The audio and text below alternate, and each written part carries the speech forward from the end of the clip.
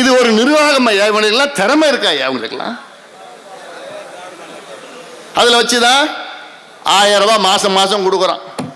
எதுல? கடனை வாங்கி மாசம் மாசம் 1000 ரூபாய் கொடுக்குறாங்க பாரு. அந்த கடனை வாங்கி தான் பொங்கலுக்கு 3000 ரூபாய் கொடுக்க போறான்லாம். டோக்கன் கொடுத்துட்டாங்களா?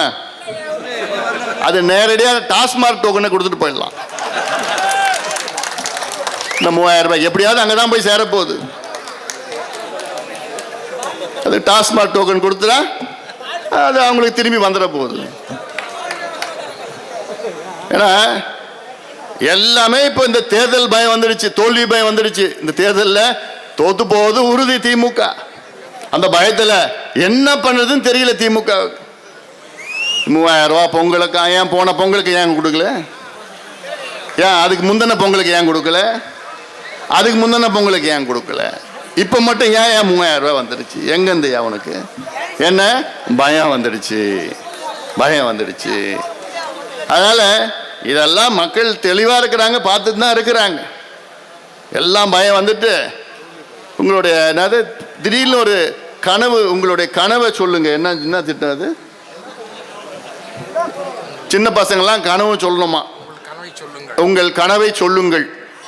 யார் 19 வயசுலேருந்து 29 வயசு பசங்களாம் கனவை வந்து ஸ்டாலின் அவர்கிட்ட சொல்லணுமா? இவர் வந்து அந்த கனவை நிறைவேற்றுவாராம். அப்போ அடுத்த ஆட்சியில், அடுத்த ஜென்மத்தில் கூட உணர முடியாது.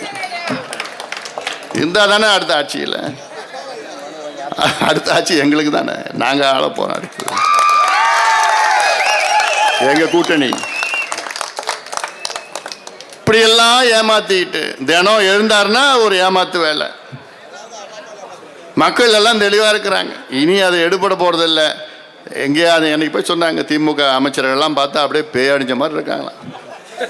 தோக்க போகிறோம் முடிவு ஆயிடுச்சு. அதில் நம்ம வேங்கையன் மைந்தன் உட்பட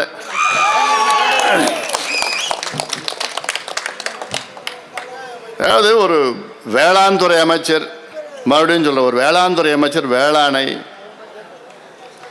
பெருக்கணும், விவசாயிகளை மகிழ்ச்சியாக வைத்துக் கொள்ள வேண்டும். ஆனால் இங்கே தமிழ்நாட்டில் வரலாற்றில் பார்த்தீங்கன்னா, தமிழ்நாட்டு வரலாற்றில் இந்த 2 ஆண்டுகள், இந்த ஆண்டு கடந்த ஆண்டு வந்து வேளாண் துறை வளர்ச்சியில் மைனஸ் வளர்ச்சி. போன முந்தைய ஆண்டு 3.8% மைனஸ் வளர்ச்சி, கடந்த ஆண்டு 1.8% மைனஸ் வளர்ச்சி. நினைச்சு பாருங்க. ஏன்னா இங்கே தமிழ்நாட்டில் கிட்டத்தட்ட வேளாண் துறையை சார்ந்தவர்கள் மக்கள் 65-63 விழுக்காடு மக்கள் இருக்கின்றார்கள். வேளாண் துறை சார்ந்த மக்கள், விவசாயத்தை நம்பி இருக்கின்ற மக்கள், விவசாயத்தை வாழ்வாதாரமாக வைத்திருக்கின்ற மக்கள் 65 விழுக்காடு மக்கள். 3ல் 2 பங்கு மக்கள் விவசாயிகள் தான். ஆனால் அந்த விவசாயத்தை சார்ந்த தமிழ்நாட்டில் உள்ள பொருளாதாரம் பார்த்தீங்கன்னா வெறும் 3 விழுக்காடு தான். தமிழ்நாட்டில் 3 துறை இருக்கு. 1 வேளாண் துறை, 2 சேவைத்துறை, 3 உற்பத்தி துறை.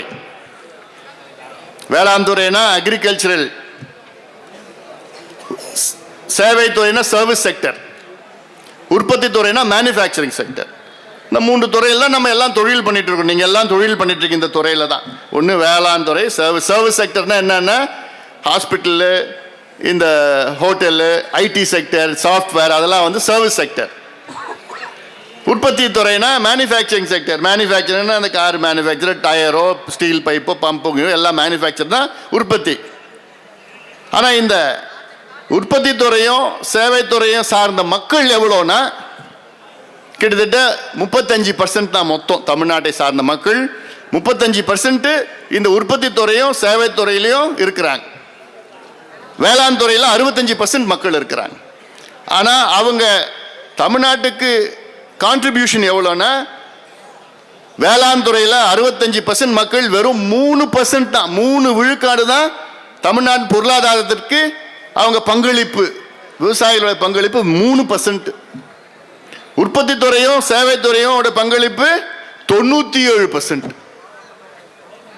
ஆனால் அவங்க மக்கள் தொகை 35% தான். இதெல்லாம் தலைகீழாக நம்ம மாற்றணும். எவ்வளோ ஒரு மோசடி, இதெல்லாம் எவ்வளோ மோசடி. ஆனால் கேட்டால் தமிழ்நாட்டில் பொருளாதாரம் 16% வந்துடுச்சுன்னு. எங்கே வந்தது? யாருக்கு வந்தது?